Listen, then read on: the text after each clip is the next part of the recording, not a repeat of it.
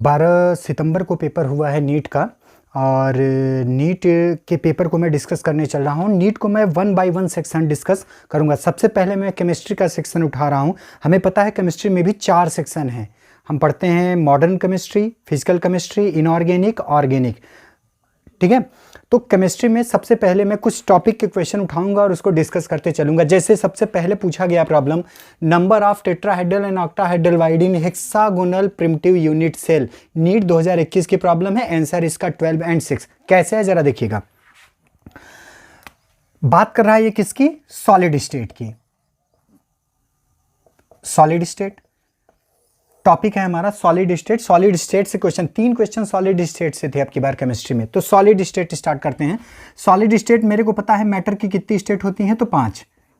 Matter की state जो है वो 5 हैं। Solid, liquid, gas, plasma, Bose Einstein, condensate. ठीक है। इसमें भी मैटर की मैं किस स्टेट की बात कर रहा हूं? सॉलिड की। सॉलिड स्टेट से क्वेश्चन पूछा गया। देखो सॉलिड जो होते हैं हमारे यूनिवर्स में, जब बॉन्ड का फॉर्मेशन स्टार्ट हुआ है तो बॉन्ड बेसिकली 2 ही थे, या तो वो आयनिक बॉन्ड था या कोवैलेंट बॉन्ड था। Ionic bond complete transfer of electron से बनता है और covalent bond sharing of electron से बनता है। एक थर्ड टाइप का बॉन्ड आता है, मेटेलिक बॉन्ड बनता है। मेटल्स के अंदर क्रिएट होते हैं मेटल्स कर्नल्स। जैसे किसी एलिमेंट की मान लो, जैसे एल्यूमिनियम ही ले लो, एल्यूमिनियम के वैलेंस इलेक्ट्रॉन है 3 और उस लास्ट वाली सेल से अगर कोई इलेक्ट्रॉन अपने सेल को छोड़ के जाता है तो वहां पर वो पॉजिटिव चार्ज सेंटर क्रिएट करता है और यही पॉजिटिव चार्ज सेंटर बोला जाता है कर्नल्स। इस पॉजिटिव चार्ज सेंटर को सारे निगेटिव चार्ज सराउंड करेंगे, निगेटिव को पॉजिटिव, फिर से पॉजिटिव को negative. Regular arrangement of pattern is known as crystal. तो सॉलिड, मैटर की 5 स्टेट, सॉलिड भी स्टेट। सॉलिड में भी सॉलिड 2 तरीके का हो सकता है, आइदर क्रिस्टल और एमार्फस। क्रिस्टल होगा या एमार्फस होगा। क्रिस्टलाइन सॉलिड क्या होते हैं? जिनका रेगुलर अरेंजमेंट ऑफ पैटर्न होता है वो सॉलिड बोले जाते हैं हमारे क्रिस्टल, और जिनका इर्रेगुलर अरेंजमेंट ऑफ पैटर्न होता है वो बोले जाते हैं एमार्फस। सॉलिड स्टेट में है। अब अगर सॉलिड स्टेट की बात करते हैं तो याद रखना, हम लोग सॉलिड की बात with respect to the liquid और गैस करेंगे। हमारे 11th-12th में सिर्फ सॉलिड, लिक्विड, गैस यही 3 स्टेट के बारे में पढ़ते हैं। ये हायर क्लासेस में जाके हम लोग देखते हैं। सॉलिड के मॉलिक्यूल सबसे ज्यादा पास होते हैं। इनका डिफिनिट शेप होता है, वॉल्यूम आता है, कॉम्प्रेसिबिलिटी इनकी 0 होती है।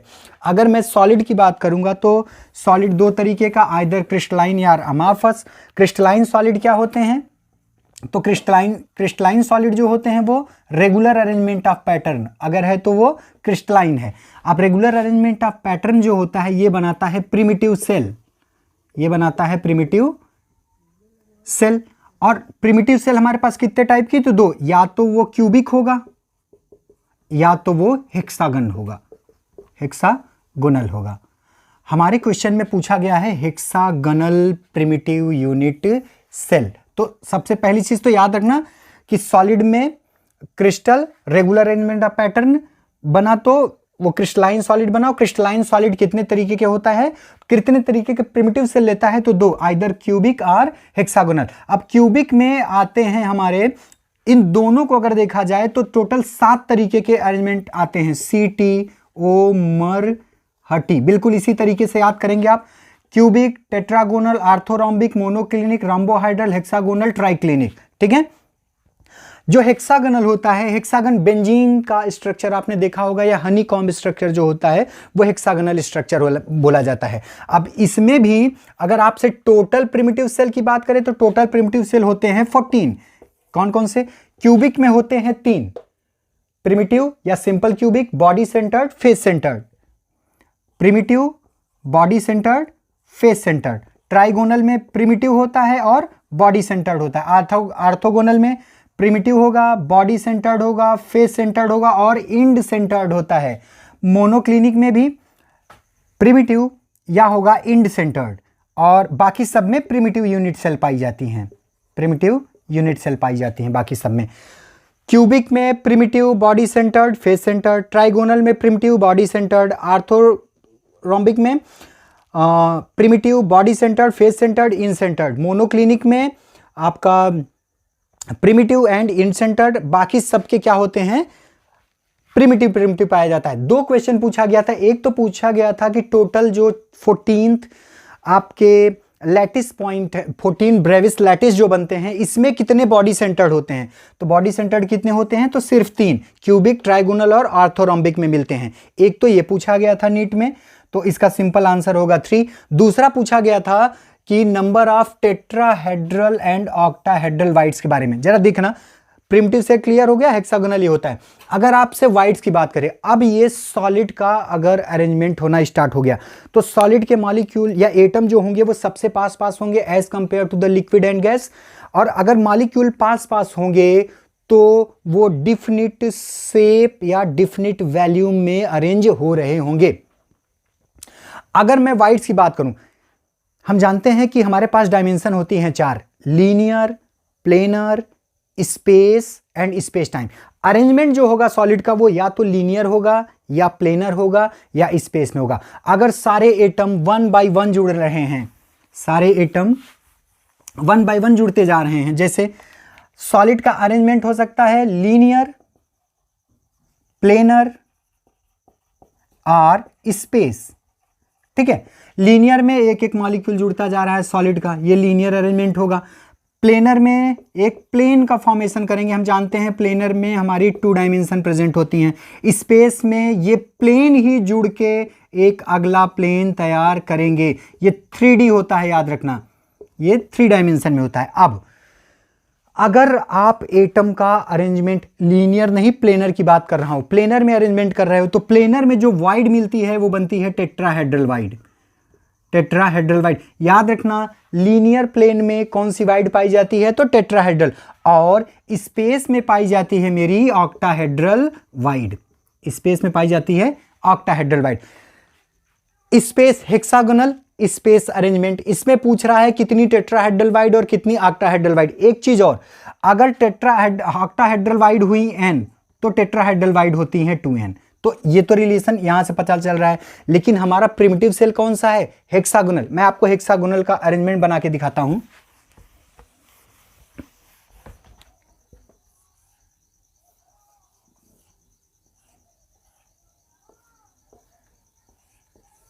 कुछ ये अरेंजमेंट होगा हेक्सागोनल का, और हेक्सागोनल में एक बॉडी सेंटर्ड भी चलता है एटम, यहां पर भी, यहां पे पाए जाते हैं एटम। तो अगर मैं वाइड्स की बात करूं, तो ऑक्टाहेड्रल वाइड जो होती हैं वो इसमें पाई जाती हैं 6, और टेट्राहेड्रल वाइड इसकी दूनी यानी 12। तो इससे मैंने 2 क्वेश्चन सॉलिड स्टेट से डिस्कस किया। एक तो पूछा गया था आपसे कि how many primitive units, how many body centred arrangement placed in Brevis lactis. Total 14 होते हैं, अभी मैंने बताया था आपको, इनमें से भी 3 पाया जाता है बॉडी सेंटर्ड। और सेकेंड जो क्वेश्चन था, number of tetrahedral and octahedral void in hexagonal primitive unit cell. तो हमारे पास प्रिमिटिव यूनिट सेल जो होती हैं वो 2 टाइप की होंगी, या तो वो क्यूबिक होंगी या हेक्सागोनल होंगी। हेक्सागन में जो बॉडी सेल पूछ रहा है टेट्राहेड्रल ऑक्टाहेड्रल, तो हेक्सागोनल प्रिमिटिव सेल में टेट्राहेड्रल वाइड्स पाई जाती हैं 12, और उसका आधा 6 पाई जाएंगी उसकी ऑक्टाहेड्रल वाइड। ठीक है, नेक्स्ट प्रॉब्लम पे चलते हैं हम लोग। पूछा गया EDTA के बारे में, पूछा गया था कि EDTA कैसा लिगेंड है, पॉलीडेंटेट लिगेंड। सबसे पहले तो ये जो टॉपिक था वो था कोऑर्डिनेशन कंपाउंड का। कोऑर्डिनेशन कंपाउंड से पूछा गया, कोऑर्डिनेशन कंपाउंड में पाए जाते हैं डी ब्लॉक एलिमेंट। आपको पता होगा जिनके पास भी डी ब्लॉक एलिमेंट होता है, अगर वो वैकेंट है तो अपनी वेरिएबल वैलेंसी को शो कर सकते हैं। डी ब्लॉक एलिमेंट में इलेक्ट्रॉन आते हैं 10 और ऑर्बिटल होते हैं 5, DXY, DYZ, DZX, DX square dash Y square and DZ square. इसका सुदरवेवी कर्व आता है। बाकी एक्स और वाई एक्सिस से 45 डिग्री पे लोब होते हैं इसके। सिमिलरली इसका भी XYZ में ये एक्स और वाई एक्सिस पर ही इसके लोब पाए जाते हैं। ठीक है, अगर हम लोग कोऑर्डिनेशन कंपाउंड में पढ़ते हैं डी ब्लॉक एलिमेंट के, डी ब्लॉक में इतने सब ऑर्बिटल होते हैं। डी ब्लॉक एलिमेंट के अगर आउटर स्पेस वाला डी ऑर्बिटल वैकेंट है तो ये वैकेंट ऑर्बिटल किसी भी जिस एलिमेंट के पास में 2 इलेक्ट्रॉन होंगे तो वो थ्रू कोऑर्डिनेशन बॉन्ड इस ऑर्बिट को क्या कर सकता है, फिल कर सकता है। और जो दो इलेक्ट्रॉन दे के एक बॉन्ड बनाएगा, ये एलिमेंट बोला जाता है लिगेंड्स। ये एलिमेंट्स बोले जाते हैं ligands. EDTA is a ligand, और कैसा लिगेंड है तो भाई साहब ये हेक्साडेंटेट लिगेंड होता है। कैसा डेंटेट, हेक्सा। लिगेंड हमारे monodentate, bidentate, tridentate, tetradentate, pentadentate, hexadentate ligand भी होते हैं। अगर लिगेंड की बात कर रहे हैं तो लिगेंड की बिहेवियर कोऑर्डिनेशन बॉन्ड के बेसिस पे 3 तरीके का होता है। एक, या तो ये लिगेंड फ्लेक्सीडेंटेट लिगेंड हो, फ्लेक्सीडेंटेट जो वेरिएबल वैलेंसी को शो करके बॉन्ड बना सकते हैं, जैसे EDTA है, 6 डोनर साइड्स हैं, ये 4 ही डोनेट करे, फ्लेक्सिबिलिटी है इसके पास, 6 तक डोनेट कर सकता है लेकिन डोनेट कर रहा है 4, वो डेंटेट बने, वो लिगेंड बनेगा फ्लेक्सीडेंटेट लिगेंड। दूसरा होता है chelating ligand. Chelating ligand, chelating ligand वो लिगेंड होते हैं जो सेंट्रल मेटल एटम के साथ में जब बॉन्ड बनाएंगे तो वो साइक्लिक कंपाउंड का फॉर्मेशन कर देते हैं। थर्ड होता है एम्बीडेंटेट लिगेंड। एम्बीडेंटेट लिगेंड वो लिगेंड जो जिनकी 2 डोनर साइड्स हों, जैसे NO2 N साइड से भी कर रहा है, ONO ऑक्सीजन साइड से भी कर रहा है। साइनाइड को ले लिया, CN नाइट्रोजन साइड से भी कर रहा है, कार्बन साइड से भी कर रहा है। HCN ले लिया, नाइट्रोजन साइड से भी कर रहा है, कार्बन वाली साइड से कर रहा है। तो ऐसा dentate ligand, ambidentate ligand.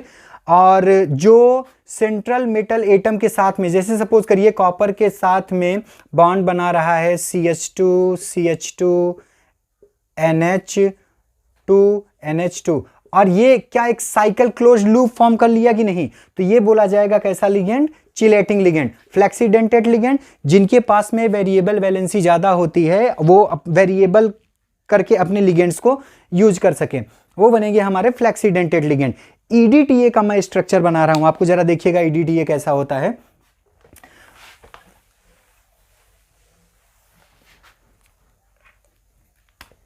EDTA का फुल फॉर्म होता है एथिलीन डाइअमीन टेट्रा एसीटेट। याद रखना, CH2 N ethylene diamine tetra acetate, CH2COO-, यहां पर भी CH2COO-, नाइट्रोजन के पास लोन पेयर है, बिल्कुल है सर। ऑक्सीजन के पास है, बिल्कुल है, यहां पर भी।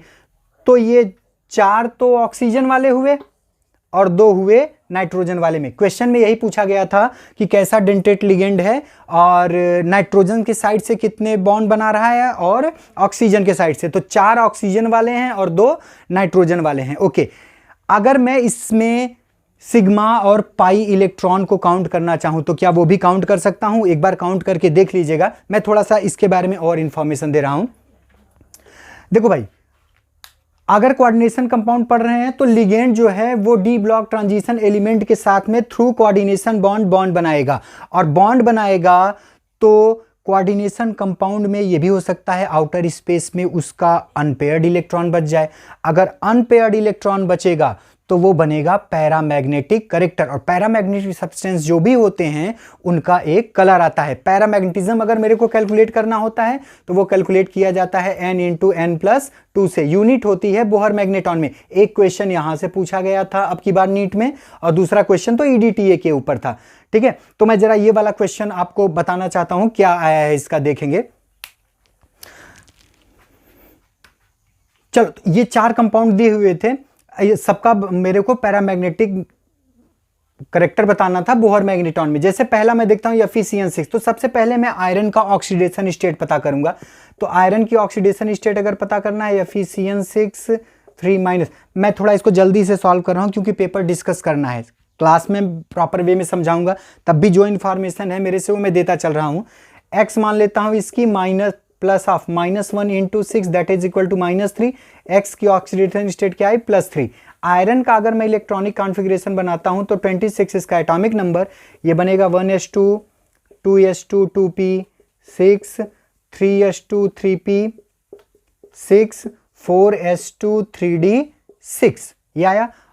आयरन है किस स्टेट में, तो +3, 3 इलेक्ट्रॉन ये निकालेगा। तो सबसे पहले आउटर सेल से इलेक्ट्रॉन जाएंगे और 1 इलेक्ट्रॉन यहां से जाएगा, तो बचेगा क्या, ये 3d5, 1 2 3 4, 5 इलेक्ट्रॉन बचेंगे।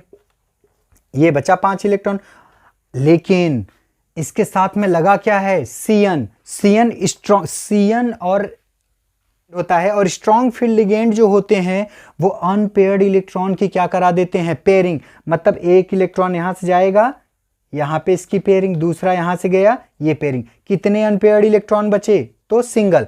पैरामैग्नेटिक कैरेक्टर निकालूंगा तो ये हो जाएगा √1 × 1 + 2 यानी 3, √3, और ये वैल्यू आती है 1.732। ये तो आ गया पहले पार्ट का। चलो जरा इसका भी देख लेता हूं लगे हाथ, FeCN6। इसका मैं अगर ऑक्सीडेशन स्टेट कैलकुलेट करने जा रहा हूं तो FeCN6 यहां पे -4 हो जाएगा, -4, और -4 होगा तो यहां पे वैल्यू आ जाएगी +2 ऑक्सीडेशन स्टेट होगा। इसका मतलब कि अब की बार जो इलेक्ट्रॉन जाएंगे 4s2 3d6 में वो s ऑर्बिटल वाले जाएंगे, ये 2 इलेक्ट्रॉन चले जाएंगे और ये वाला बचा रहेगा 3d6 का।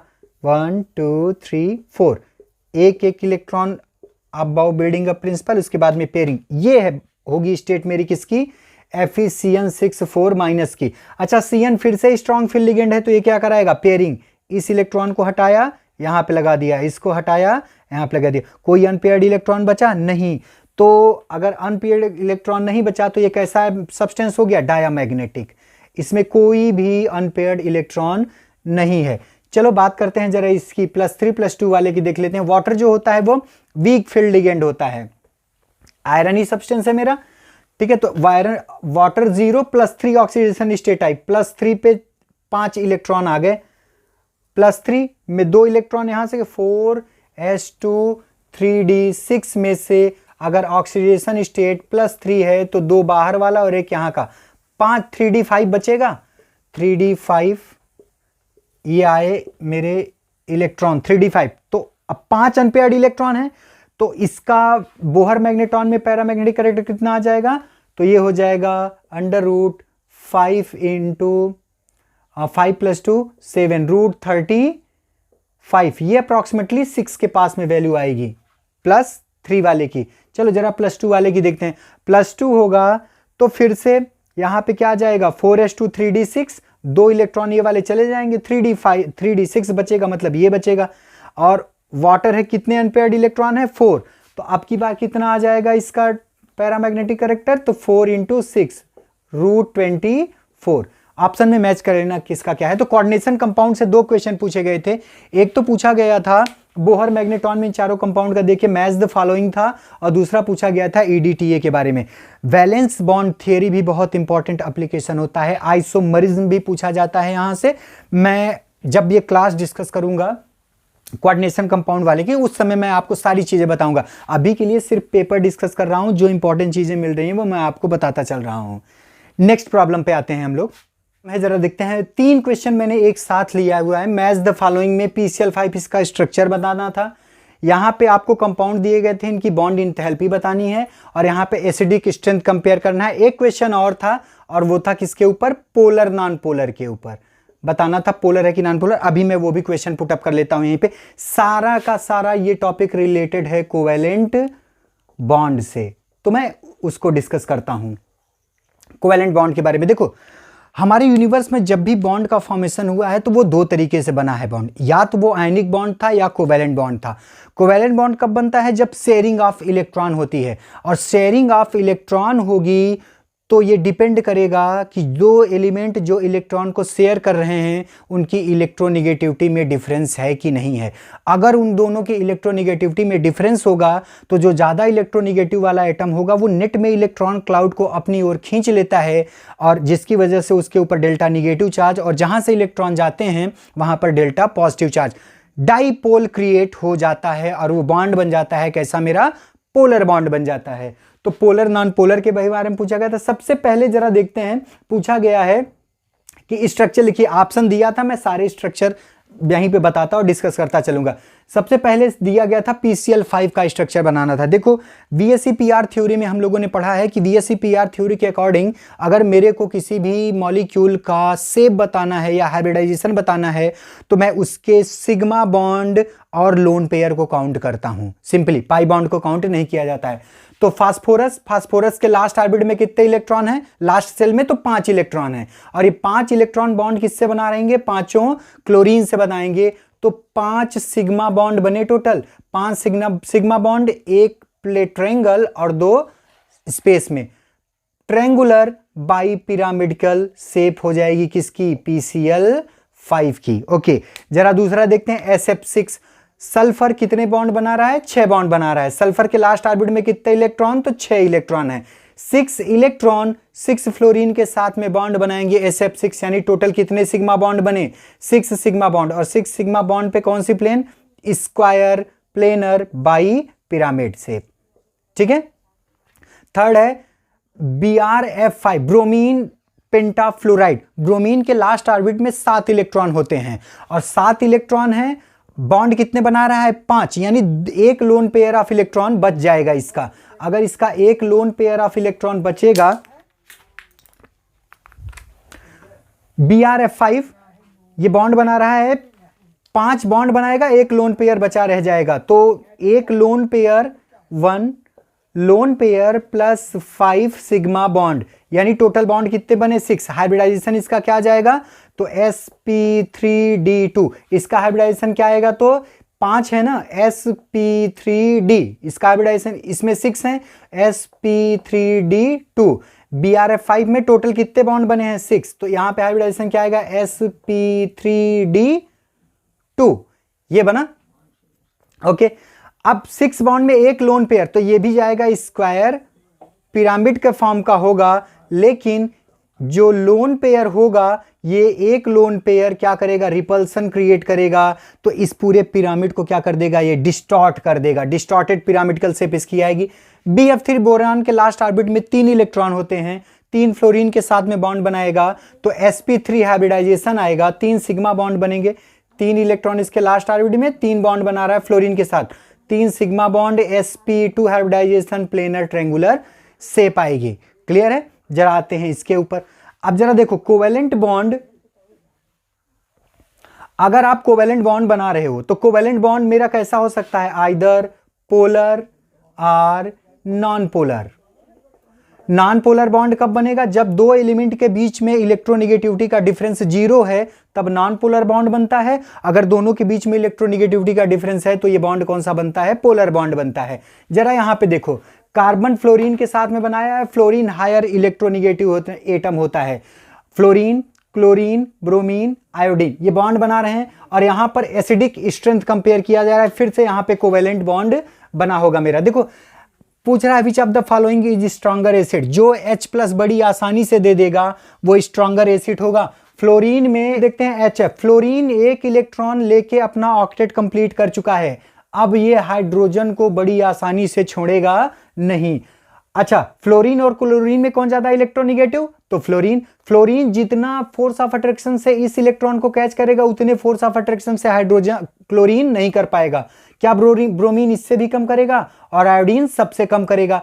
तो जहां पर फोर्स ऑफ अट्रैक्शन सबसे कम होगा उस हाइड्रोजन को निकालना सबसे ज्यादा आसान होगा। तो जिस हाइड्रोजन को निकालना सबसे ज्यादा आसान, वो उतना ही स्ट्रॉन्ग एसिड। मतलब सबसे स्ट्रॉन्ग एसिड कौन?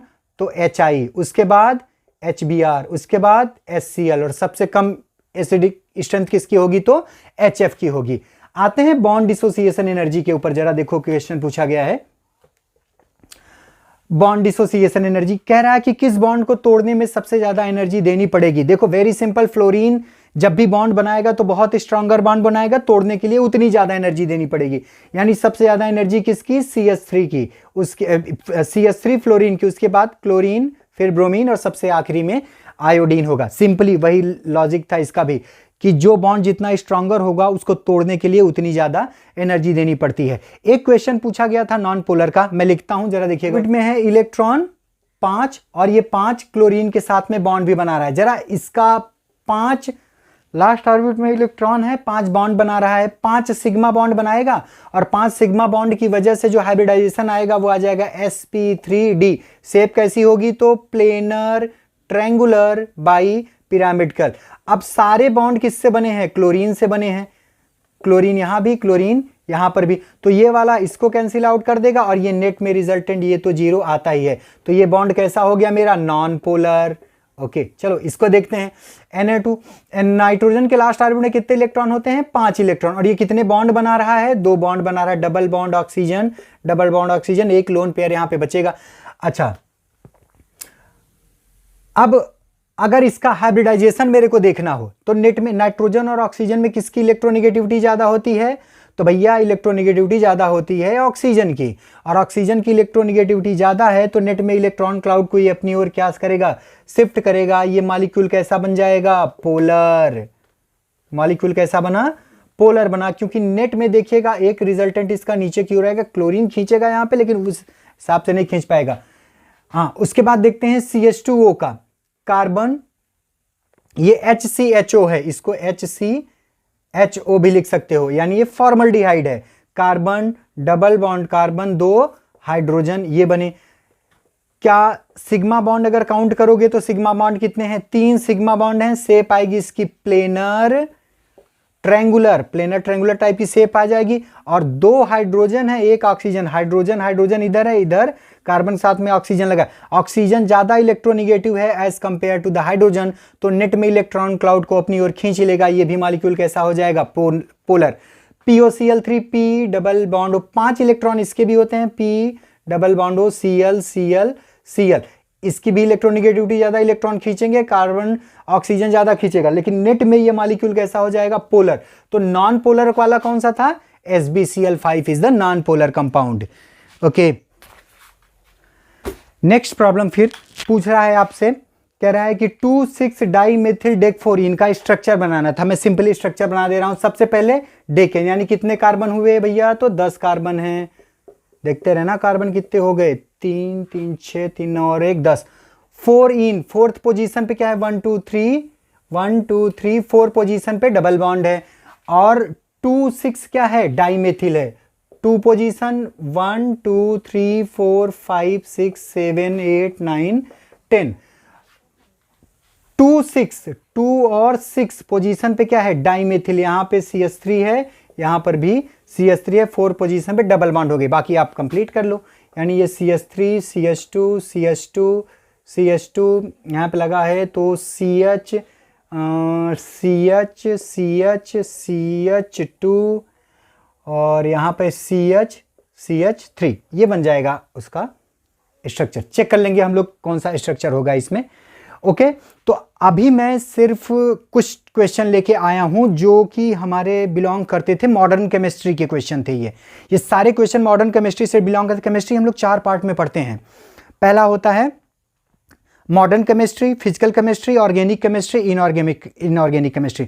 50 क्वेश्चन में जितने भी क्वेश्चन मैंने डिस्कस किए ये सारे मॉडर्न केमिस्ट्री के थे। अब इसके बाद में नेक्स्ट सेक्शन में इसका देखिए कौन सा लेके आता, नेक्स्ट सेक्शन इसका लेके आते हैं जल्दी ही। That's for today class boys. Do like, share and subscribe for more updates. Thank you.